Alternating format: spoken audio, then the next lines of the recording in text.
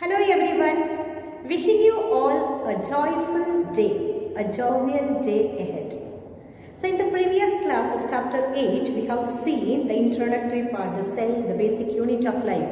We have learned, we have discussed regarding the cell, what is cell theory, who has formulated the cell theory, the scientists who have formulated the cell theory, the differences between the prokaryotic cell as well as the eukaryotic cell, the common characters that which we have found, and the differences between the plant cell and the animal cell, the common characters that which we have found there. So all those things that we have seen. So today we will be discussing regarding the cell membrane. Okay, cell membrane. So regarding cell membrane, we have studied after 1950s only. Why? Because after 1950s only electron microscope has been discovered. So it is here. Detailed structure was studied only after the advent of electron microscope in 1950s. So after the electron microscope was discovered, after that only we have learned the detailed structure of the cell membrane. So in this what we have studied? So we have studied about the RBCs, human RBCs. So the chemical composition studied on human RBCs. How much proteins does it contain? How much lipids does it contain? So we have learned that 52% of proteins and 40% of lipids and 1% of carbohydrates are present in the human RBCs we have learned. Then we have learned about the lipids. Okay, lipids are bilayer. I will be showing you the diagram of the lipids. So we know that bilayer important is phosphoglycerides. Okay, phosphoglycerides. So in this lecithin is present. Okay, for this we call it as lecithin also. We know that where is lecithin present? It is in the respiratory tract, the respiratory system. So in the respiratory tract, what is there? Alveoli. Near alveoli, lecithin is there. That you may know it. Okay, so lipids and the human RBCs we have come across. Now we are moving towards the proteins. They have, on the basis of ease of extraction, it has been divided into two types. So let us see what are they. So as I have told you just now regarding the proteins, so depending on the ease of extraction, it has been divided into two types. Integral protein as well as peripheral. Integral and peripheral. So if the proteins are formed inside, then it is integral. Partially or totally buried inside the membrane, then it is integral. Peripheral, that means it lies on the surface. If it is outside, okay, if protein is bahar ki taraf hai to, that is peripheral, and andar ki side hai to, that is integral. So partially or totally buried in the membrane, and peripheral means that will be lying on the surface. And regarding the lipids, lipid bilayer, it has polar heads and non-polar. So polar heads will be lying towards the outer side, and non-polar or hydrophobic tails, that will be towards the inner side. Okay, polar heads towards the outer side and non-polar towards the inner side. And this cell membrane, this was proposed by Singer and Nicholson in 1972.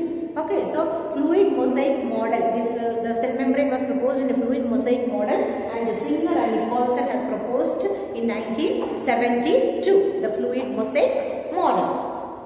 So he told that it is quasi-fluid nature of lipids. Okay, quasi-fluid nature of lipids enables lateral movement of proteins within the lipid bilayer. So fluidity. So what is quasi-fluid in nature? That means almost it is in the condition of liquid. Okay, so it is almost lipid will be in the liquid condition. That's what it means. The quasi-fluid nature of lipids.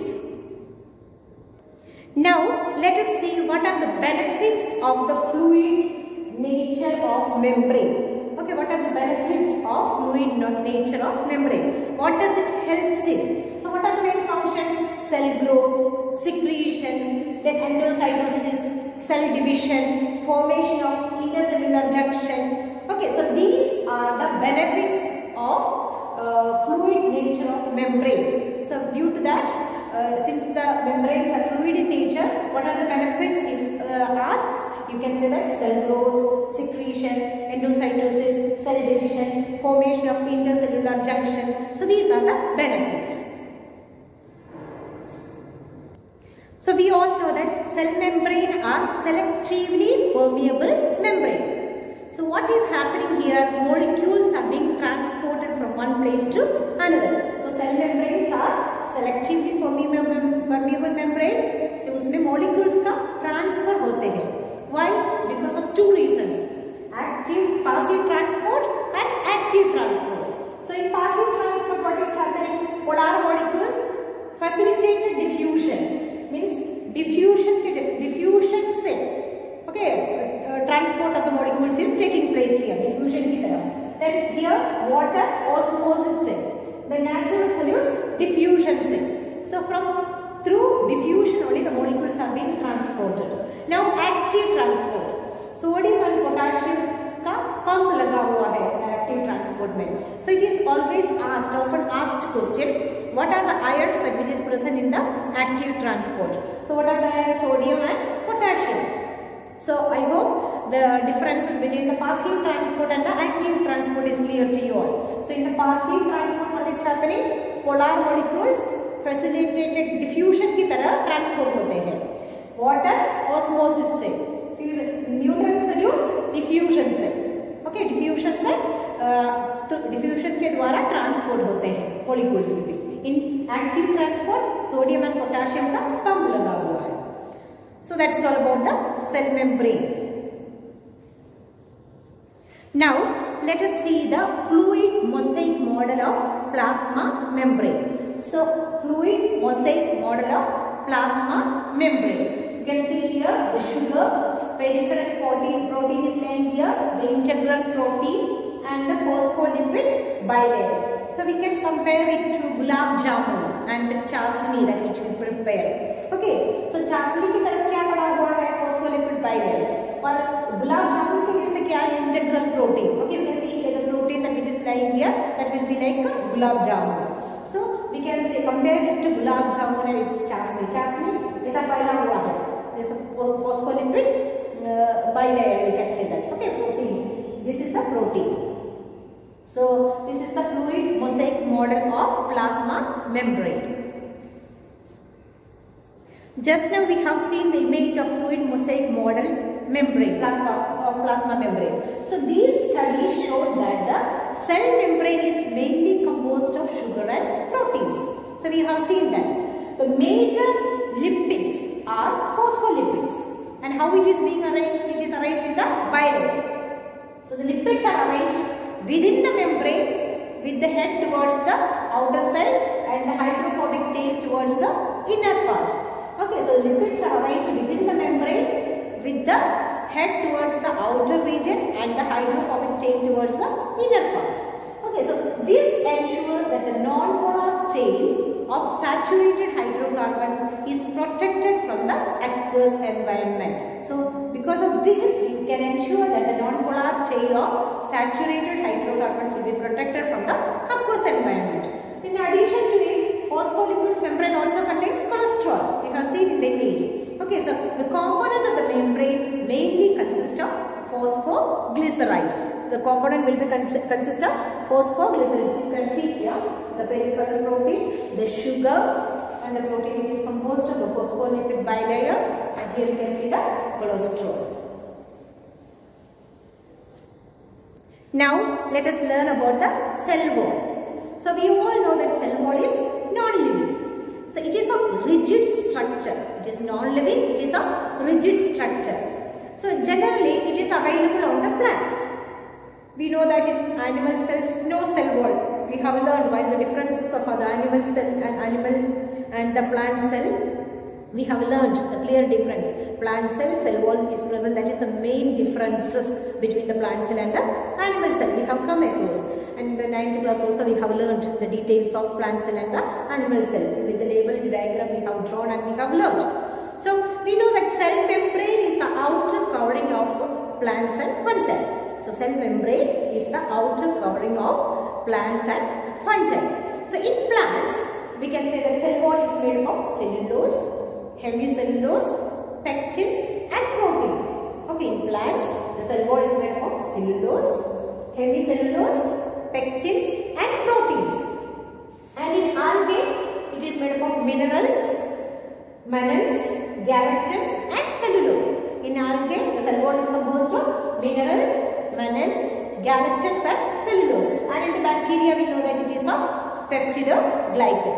Okay, so in the bacteria, it is peptidoglycan. So in the plants, cellulose, hemicellulose, pectins and proteins.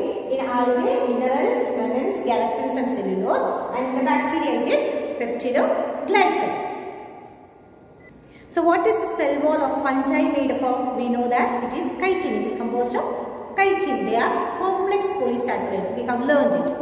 So now the cell wall structure is being divided into two, primary wall and secondary wall. So cell wall structure is divided into primary wall as well as secondary wall. So in this primary wall, we know that it is capable of growth, cell wall of young plant cells and diminishes as the cell matures. In the secondary wall, it formed inner side to the cell.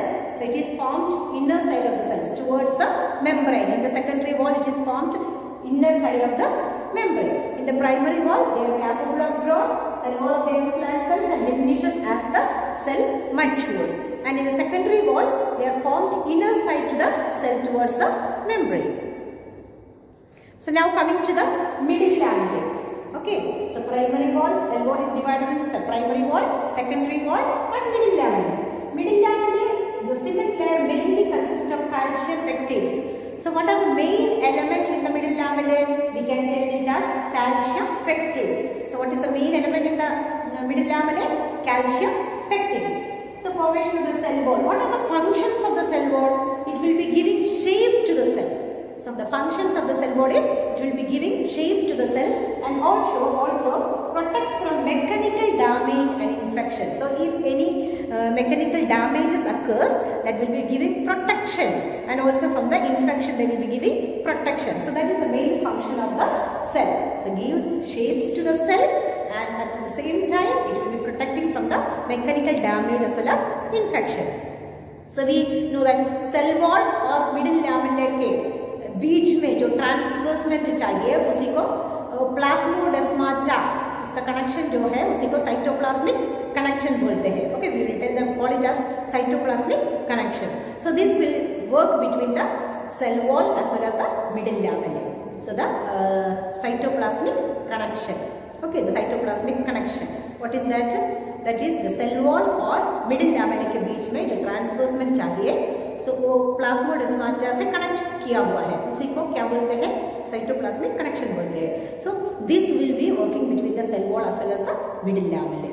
So hope these portions are clear to you all. Today we have learned about the cell membrane, active and passive transport. Then we have learned what the cell wall is made up of, what are the functions, all these things we have come across.